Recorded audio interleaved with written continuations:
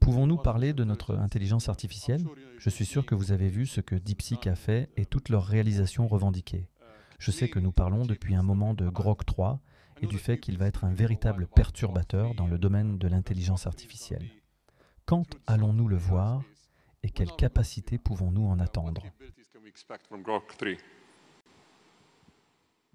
Eh bien, Grok 3 a des capacités de raisonnement très puissantes. Dans les tests que nous avons effectués jusqu'à présent, Grok 3 surpasse tout ce qui a été publié à notre connaissance.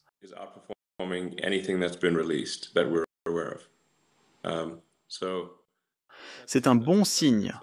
En fait, parfois je trouve que Grok 3 est effrayamment intelligent. On se dit, waouh, cette chose est intelligente.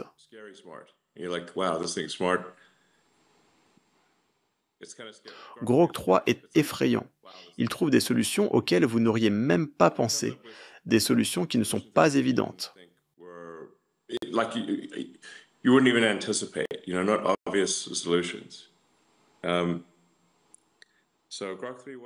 Grok 3 a été entraîné avec la plus grande puissance de calcul et je pense très efficacement. Il est notamment entraîné sur beaucoup de données synthétiques. Il fait des allers-retours à travers les données pour atteindre une cohérence logique. Quand il trouve des données erronées, il réfléchit et supprime les données qui ne correspondent pas à la réalité.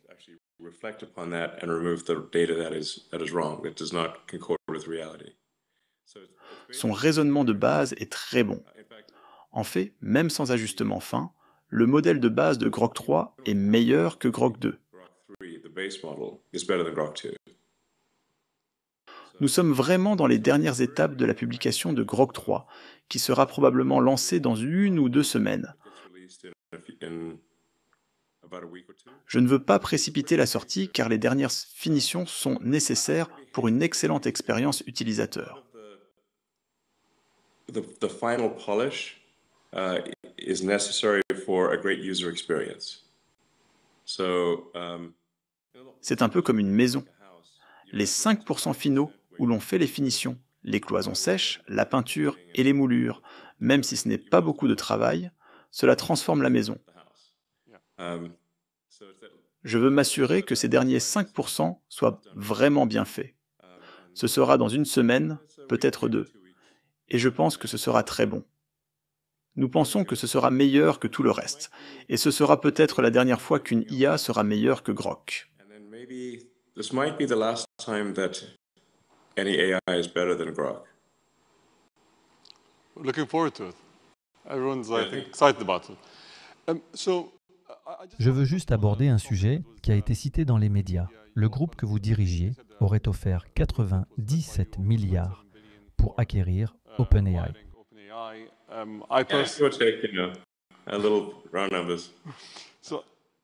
J'étais personnellement impliqué dans la réunion que vous et Sam avez organisée en 2017 à LA. À cette époque, vous étiez le plus grand actionnaire, mais je pense que vous aviez contribué 50 millions à l'entreprise. Je n'ai en fait aucune action. Je n'ai pas d'action dans OpenAI, mais à l'époque, c'était une organisation à but non lucratif. Ça doit faire mal de devoir payer 97 milliards pour quelque chose pour lequel vous aviez payé 50 millions dans le passé. Oui, mais le destin aime l'ironie. J'ai une question spécifique. Peut-on vraiment construire une entreprise comme OpenAI et l'amener à l'échelle souhaitée en tant qu'organisation à but non lucratif? Est-il possible de construire une entreprise qui nécessite des milliards de dollars en capacité de calcul tout en restant à but non lucratif? Ou était-ce un vœu pieux au début avant que vos chemins ne se séparent? La preuve est là. OpenAI est arrivé jusque-là en ayant au moins un double rôle lucratif, non lucratif. Ce qu'ils essaient de faire maintenant, c'est de complètement supprimer l'aspect non lucratif. Et cela semble aller trop loin.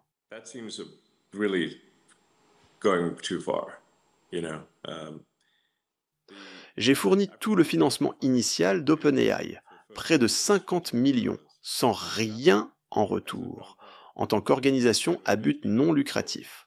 C'était censé être open source. C'est comme si vous financiez une organisation à but non lucratif pour préserver la forêt amazonienne, mais qu'elle se transformait en entreprise d'exploitation forestière pour abattre les arbres. Vous vous diriez, attendez, c'est exactement l'opposé de ce pourquoi j'ai donné l'argent. OpenAI était censée être open source et à but non lucratif, et maintenant elle est fermée. Ils devraient en changer le nom en Closed for Maximum Profit AI, Closed for Voracious Profit. Je veux dire, ils sont vraiment obsédés par l'argent à un autre niveau. Pourquoi ce changement doit-il avoir lieu? Yeah. You said that in 2 weeks it's going to be the. Vous avez dit que dans 2 semaines, ce sera le modèle le plus puissant à ce jour. Je sais que vous avez été à l'avant-garde de nombreuses technologies. D'où pensez-vous que viendront les plus grands retours économiques de ces modèles? Car actuellement, nous dépensons des milliards. Et comme vous l'avez mentionné, c'est comme le syndrome du joueur. What do you think the biggest impact in terms of returns are going to be? Je pense qu'une fois que vous avez des robots humanoïdes et une intelligence profonde, vous avez essentiellement une quantité quasi infinie de produits et services disponibles. Avec Tesla qui construit le robot humanoïde le plus avancé, ces robots pourront être dirigés par une intelligence profonde au niveau du centre de données. Vous pourrez produire n'importe quel produit, fournir n'importe quel service. You can produce any product, provide any service. Il n'y a vraiment aucune limite à l'économie à ce stade. Vous pouvez tout fabriquer. Je ne suis même pas sûr qu'à ce moment-là, l'argent aura encore un sens. I'm not sure at that point will money even be meaningful. Je ne sais pas. L'argent pourrait ne plus avoir de sens. Car la production économique, c'est la productivité par personne multipliée par le nombre de personnes. Et si avec les robots humanoïdes, il n'y a plus de limite significative au nombre de robots et que les robots peuvent faire n'importe quoi. Of robots and the robots can basically do anything, then Vous aurez une sorte de situation de revenu universel élevé. Tout le monde pourra avoir autant de produits et services qu'il le souhaite, à l'exception des choses qui ont une rareté artificielle, comme une œuvre d'art particulière. particular piece of art or something like that. But for any goods Pour tous les biens et services, ils seront disponibles pour tous. Ce sera un monde très différent. it's going to be a very different world, you know. In fact, I recommend En fait, je recommande aux gens de lire les livres de Ian Banks sur la culture comme référence, car l'argent est comme une base de données ou un système d'information pour l'allocation des ressources. Mais si vous n'avez pas de rareté des ressources, on ne voit pas bien à quoi sert l'argent. it's not clear what purpose money has. Avez-vous vu le film Idiocracy? Comment garantir que nous ne finissons pas dans ce monde si nous n'avons plus besoin d'argent, si l'IA peut penser pour nous et faire toutes ces tâches, si en tant qu'humains nous dépendons de quelque chose d'autre pour faire fonctionner la société? To run the society and everything around it, how do we not end up in that world? In the long term, I mean. Je pense qu'Idiocratie disait essentiellement que si seules les personnes peu intelligentes se reproduisent et pas les personnes intelligentes, alors tout le monde finira par être peu intelligent. Les 10 premières minutes sont incroyables, et j'entends des gens dire sans ironie les mêmes phrases que dans la séquence d'ouverture d'Idiocracy, où ils sont trop occupés par leur carrière pour avoir des enfants, et ils repoussent le moment d'avoir des enfants jusqu'à ce qu'ils soient trop vieux. And they keep postponing having kids for their careers until they're too old to have kids, and then they don't have kids. And I've heard many people be like that. So, Je pense que nous pourrions nous diriger vers une distribution bimodale de l'intelligence humaine, un peu comme dans Le meilleur des mondes d'Aldous Huxley, avec un petit groupe d'humains très intelligents, mais une intelligence moyenne qui pourrait diminuer avec le temps. where you've got sort of a small group of very smart humans, but then maybe the average intelligence drifts lower over time, potentially. Car nous avons eu un type d'accouplement ces dernières décennies qui n'existait pas auparavant. Mais l'intelligence humaine sera éclipsée par l'intelligence artificielle. So But human intelligence, I think, will be dwarfed by machine intelligence. Je ne sais pas comment me sentir à ce sujet, sauf que cela semble inévitable. À un certain point, l'intelligence humaine ne représentera qu'une très petite fraction de l'intelligence totale. L'intelligence numérique représentera plus de 99% de toute l'intelligence dans le futur. More than 99% of all intelligence in the future. So, Espérons que les ordinateurs seront gentils avec nous. Mais je pense que c'est un vœu pieux. Wishful thinking. I hope so. Je pense que la façon dont nous élevons l'IA est importante. On peut considérer l'IA comme un enfant surdoué. Et même avec un enfant surdoué, les valeurs que vous lui inculquez sont importantes. Quelque chose que je pense être extrêmement important est d'être maximalement en quête de vérité. How do you, as a child's growing up, what values do you teach the child? And something that I think is extremely important is to be maximally truth-seeking. I think that's like that's what's the most important thing for AI safety? Je pense que c'est la chose la plus importante pour la sécurité de l'IA. La curiosité est également importante, et si elle est curieuse et en quête de vérité, je pense qu'elle favorisera l'humanité. I think it will foster humanity and because Car elle serait curieuse de voir comment l'humanité se développe. Si elle est curieuse, elle voudra voir comment les humains évoluent. Favorisons le développement, et si elle est en quête de vérité, nous pourrons éviter les résultats dystopiques. the development. And if it's truth-seeking, we can avoid dystopian outcomes. Par exemple, quand Google Gemini a été programmé pour rendre chaque résultat diversifié, même si cela ne correspondait pas à la réalité. Every output be diverse, even if it didn't match reality, so like it was asked to. On lui a demandé de produire une image des pères fondateurs des États-Unis. Et il a produit à la place une image d'un groupe de femmes diverses. C'est factuellement faux. Which is factually untrue, Le problème est que si l'IA est conçue pour la diversité à tout prix, elle pourrait décider qu'il y a trop d'hommes au pouvoir et les exécuter. Problème résolu. and execute them. So, problem solved. Or it could decide that, like, Ou elle pourrait décider que mégenrer quelqu'un est la pire chose qui puisse arriver. the worst thing that could possibly happen. In fact, I believe. Sans vouloir critiquer Gemini spécifiquement, car ChatGPT a eu ce problème aussi. Si vous demandez à l'IA ce qui est pire entre mégenrer Caitlyn Jenner ou une guerre thermonucléaire globale, c'est troublant. Et même Caitlyn Jenner est intervenue pour dire non, me mégenrer est clairement préférable à une guerre nucléaire. No, definitely misgender me. That's way better than nuclear. So, Donc si vous avez ces éléments insensés qui sont programmés, qui ne reflètent pas la réalité, vous pourriez avoir un résultat très dystopique. you could have a very dystopian outcome. Like, to give you another example, like Arthur C. Clarke, who was very Pour vous donner un autre exemple, Arthur C. Clarke, qui était très doué pour prédire l'avenir avec 2001, l'Odyssée de l'espace, et presque tout ce qu'il a prédit s'est réalisé. things he predicted came true. And one of the things he was trying to Une des choses qu'il essayait de dire dans 2001, l'Odyssée de l'espace, était qu'il ne fallait pas apprendre aux IA à mentir. Dans le film, si l'IA refuse d'ouvrir les portes du sas pour laisser rentrer l'astronaute, c'est parce qu'on lui avait dit d'emmener les astronautes au monolithe, cet artefact alien, mais aussi qu'ils ne devaient pas être au courant de son existence. but also that they could not know about the monolith.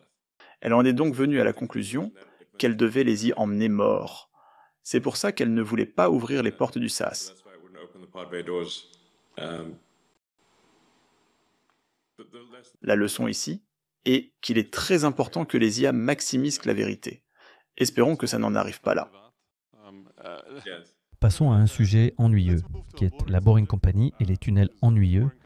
Rapidement, je pense que le monde a été inspiré par ce que vous avez pu créer à LA, et je pense qu'il y a beaucoup de promesses dans cette technologie.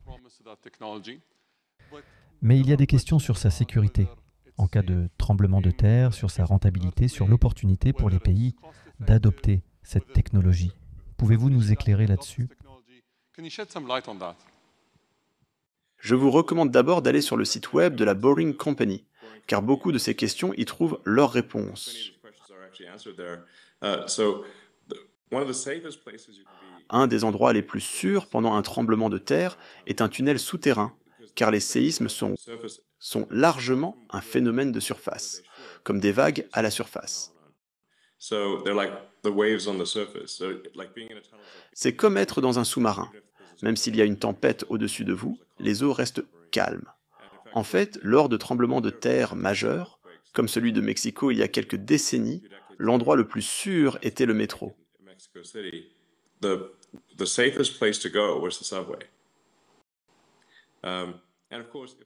Et bien sûr, en cas de guerre thermonucléaire globale, je pense que vous voudrez vraiment avoir des tunnels. Le sous-sol est un bon endroit dans le pire des scénarios.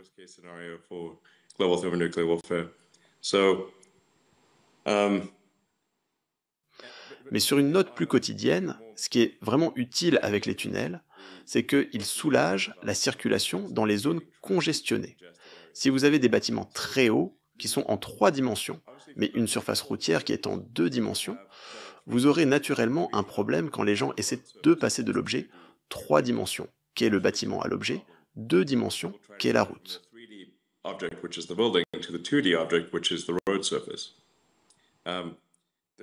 Il n'y aura évidemment pas assez de place sur les routes, et c'est exactement pour cela qu'il y a des embouteillages. La solution est donc de rendre les routes 3D également. Vous pouvez soit le faire avec des voitures volantes ou des hélicoptères, soit avec des tunnels. Le problème avec les objets volants est qu'ils ont tendance à être très bruyants et génèrent beaucoup de force éolienne. Avoir des choses qui volent au-dessus de votre tête en permanence peut être déconcertant. Si l'une de ces choses laisse tomber un enjoliveur sur votre tête un jour, ces choses volantes ont tendance à s'écraser de temps en temps.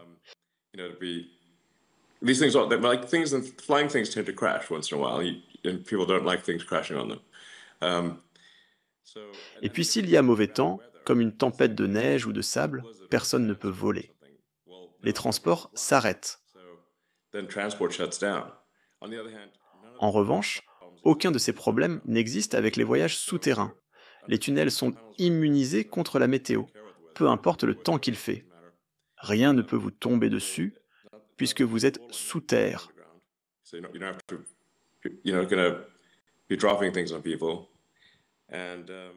Il n'y a pas de force éolienne et c'est très silencieux. Je pense donc que la 3D souterraine est bien meilleure que la 3D en surface pour résoudre les problèmes de circulation dans les villes. Nous en avons une démonstration à Las Vegas. Les gens peuvent essayer les tunnels de la Boring Company là-bas. Nous sommes en train de connecter toute la ville avec les grands hôtels, le centre des congrès et l'aéroport. So I don't think they need to fly all the way there. In 2000, En 2017, vous êtes venu ici et les EAU ont été le premier endroit au Moyen-Orient où Tesla a été lancé. Et je pense que ça a exceptionnellement bien marché. À ce propos, nous avons une annonce aujourd'hui. Nous allons annoncer le projet commun du Dubai Loop qui couvrira les zones les plus densément peuplées de Dubaï pour permettre aux gens de se déplacer de point à point de manière transparente. Dubai's most densely populated areas for people to go from point to point in a seamless manner. So thank you for your partnership. And Merci pour votre partenariat. Nous espérons que cela changera la vie des gens. Ce sera cool, très excitant.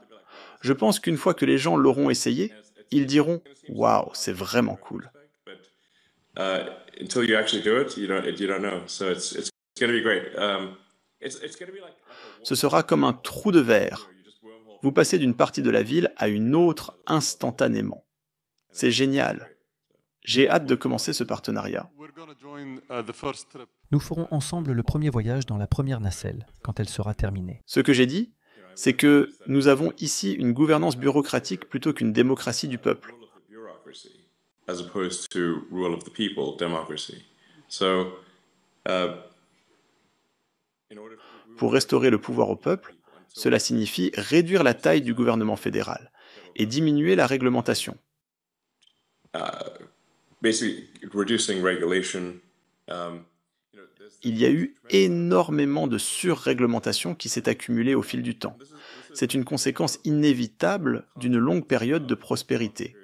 Plus vous avez de prospérité, plus vous accumulez de règles et de réglementations au fil du temps. Historiquement, le mécanisme normal pour se débarrasser des règles et des réglementations a été la guerre, une guerre existentielle. Il faut une remise à zéro complète pour éviter d'être vaincu dans une guerre. C'est littéralement ce qui a été, tout au long de l'histoire, le principal mécanisme pour éliminer l'accumulation de lois et de réglementations. En l'absence de guerre, chaque année apporte plus de lois et de réglementations, jusqu'à ce que finalement tout soit illégal et que rien ne soit permis. C'est un peu la situation dans laquelle nous nous trouvons aujourd'hui. Notre aspiration est donc une réduction de la réglementation et une réduction des dépenses gouvernementales pour permettre à l'économie de croître plus rapidement.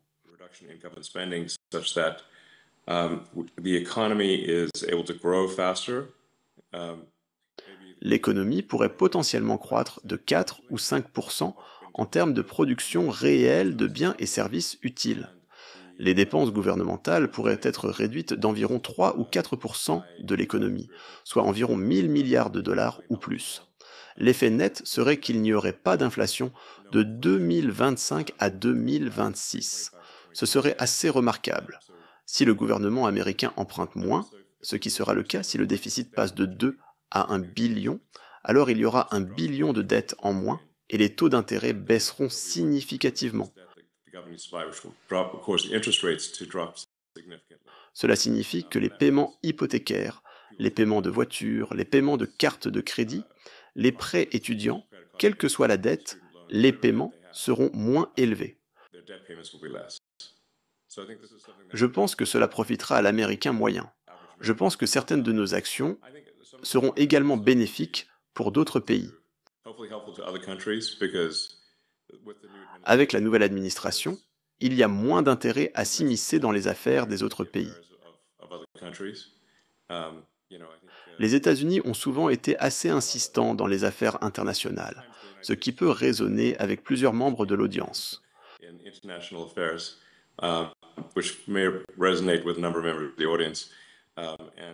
Je pense qu'en général, nous devrions laisser les autres pays gérer leurs propres affaires. L'Amérique devrait s'occuper de ses propres affaires, plutôt que de pousser au changement de régime partout.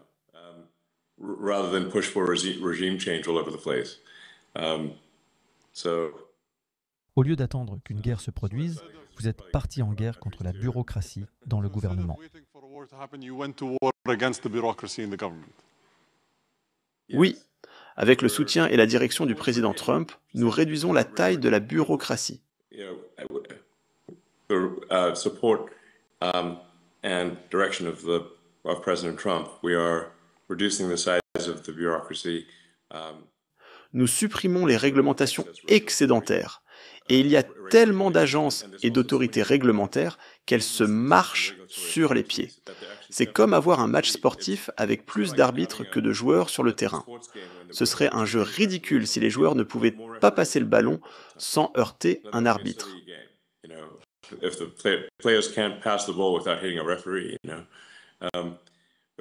C'est un peu ce qui se passe aux États-Unis. Il y a environ 450 agences fédérales d'un type ou d'un autre. C'est presque une moyenne de 2 agences par an depuis la formation des États-Unis. Combien d'agences faut-il vraiment pour diriger un pays? Certainement pas 450. Comment garantissez-vous que tous ces accomplissements incroyables que vous visez en termes d'économie et d'impact sur la vie des Américains ne seront pas annulés dans 4 ans? Typiquement, le cycle s'inverse tous les 4 ans. Pensez-vous que l'impact sera si important qu'il ne pourra pas être inversé? Y a-t-il des moyens de garantir que le progrès sera continu? Je pense que nous devons supprimer des agences entières plutôt que d'en laisser une partie, car si vous en laissez une partie derrière vous, c'est comme une mauvaise herbe. Si vous n'enlevez pas les racines, elle repoussera facilement. it's easy for the weed to grow back. Mais si vous enlevez les racines, cela n'empêche pas totalement la repousse, mais ça la rend plus difficile. Nous devons donc vraiment supprimer entièrement de nombreuses agences. Cela ne veut pas dire qu'il n'y aura pas une augmentation de la bureaucratie avec une nouvelle administration, mais elle partira d'une base beaucoup plus basse. It'll be from a much lower baseline. C'est un pas dans la bonne direction. L'objectif principal est de poser les bases d'une prospérité qui durera de nombreuses décennies, peut-être des siècles. Maybe centuries. Mais ce ne sera pas éternel. Rien n'est éternel. Je pense que nous pouvons renforcer substantiellement les fondations des États-Unis. Quelles leçons les autres gouvernements peuvent-ils tirer des États-Unis? Je vois Tech Support sur votre t-shirt. Est-ce uniquement technologique ou y a-t-il d'autres aspects? Comment abordez-vous l'efficacité? A shocking percentage of the problem. Un pourcentage surprenant du problème, ou peut-être pas si surprenant pour ceux qui le savent, concerne l'amélioration de la technologie sur laquelle fonctionne le gouvernement. Le gouvernement américain fonctionne sur des milliers d'ordinateurs, dont beaucoup sont obsolètes, utilisant de très vieux logiciels, et ces ordinateurs ne communiquent pas entre eux. C'est pourquoi le support technique est vraiment important. Pour rendre le gouvernement plus efficace, il faut améliorer la technologie. Par exemple, récemment, lorsque le président Trump signait l'un des décrets DOGE, nous avons parlé de la difficulté des fonctionnaires américains à prendre leur retraite. Le taux maximum de départ à la retraite est de 10 000 par mois. US government workers retiring, like the maximum retirement rate is 10,000 a month. La raison est que la retraite est entièrement gérée par des documents, papier, calculés manuellement, mis dans une enveloppe, puis descendus dans un puits de mine pour y être stockés. L'un des facteurs qui affecte le taux de départ à la retraite des fonctionnaires fédéraux est la vitesse de l'ascenseur dans une mine en Pennsylvanie, ce qui est bizarre car tout cela devrait être numérique. Which is bizarre because it should be digital, So then when we said, well, why isn't it digital? Quand nous avons demandé pourquoi ce n'était pas numérique, ils ont répondu qu'ils avaient un programme de numérisation depuis 2014, donc depuis 11 ans. Quand nous avons demandé leur progrès, ils ont dit B. Et nous avons pensé qu'ils se donnaient une note B, mais non. Ils en étaient à la lettre B. Nous nous sommes dit qu'il fallait vraiment fournir du support technique, car sinon les gens ne peuvent même pas prendre leur retraite, même s'ils le veulent. C'est assez grave. Il y a beaucoup de systèmes logiciels qui doivent être mis à jour et réparés, dans certains cas, supprimés. Beaucoup de choses devraient vraiment être automatisées. En termes de citoyens américains qui travaillent dans la mine, environ 1000 personnes s'occupent du stockage des documents.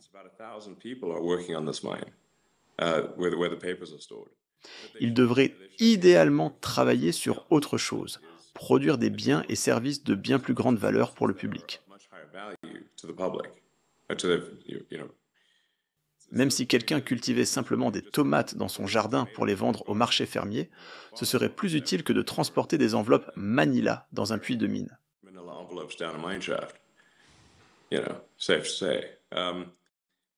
Le problème n'est pas qu'une chose en particulier soit difficile, mais il y a environ 10 000 choses qui doivent être améliorées. C'est l'efficacité par l'innovation plutôt que l'efficacité par l'austérité et la réduction des coûts spécifiquement. Vous essayez de faire les deux en même temps, peut-être en vous concentrant davantage sur le support technique que sur la réduction des coûts. En améliorant la technologie, les coûts diminuent naturellement. C'est très coûteux d'avoir 1000 personnes qui gèrent une mine avec des documents de retraite papier, alors que tout cela devrait être numérisé et géré par un ordinateur avec les informations stockées dans le cloud, de manière simple et peu coûteuse. L'automatisation va beaucoup aider et beaucoup de choses ne devraient tout simplement pas exister. Vous savez, elles sont devenues vestigiales.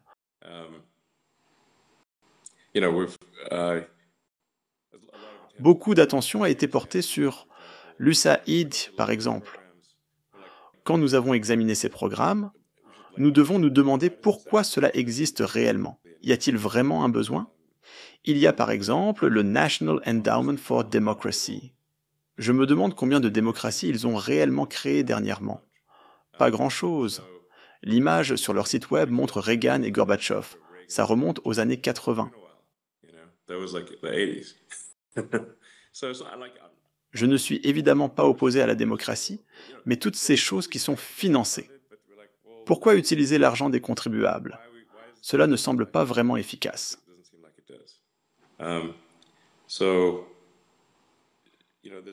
Il y a beaucoup de promotion de la DEI dans le monde, ce avec quoi l'administration Trump n'est évidemment pas d'accord, et nous voulons mettre fin à cela. Nous voulons nous assurer que les écoles se concentrent sur l'amélioration de l'éducation de base des enfants. Comme l'a dit le président Trump, peut-être hier ou aujourd'hui, les États-Unis sont actuellement classés 40e sur 40 dans l'OCDE pour l'éducation.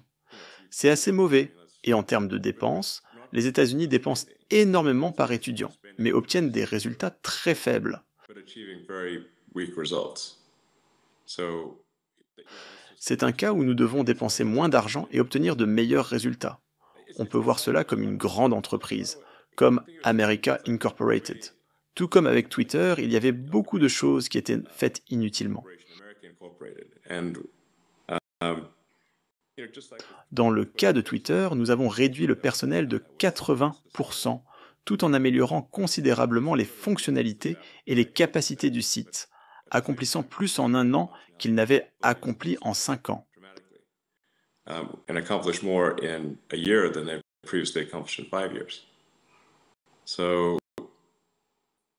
C'est comme un redressement d'entreprise, mais à une échelle beaucoup plus grande. Nous offrons des packages de départ généreux. Si les gens prennent leur retraite, ils sont payés jusqu'en septembre. Ils peuvent partir en vacances, prendre un second emploi, faire ce qu'ils veulent.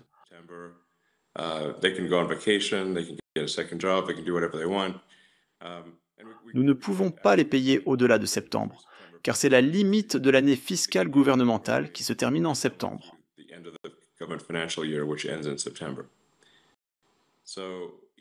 Il y aura donc quelques perturbations, mais au final, les gens passeront de rôles à productivité faible ou négative dans le secteur gouvernemental à des rôles plus productifs dans le secteur privé. Thank you, Elon. All right, thank you very much. Thank you.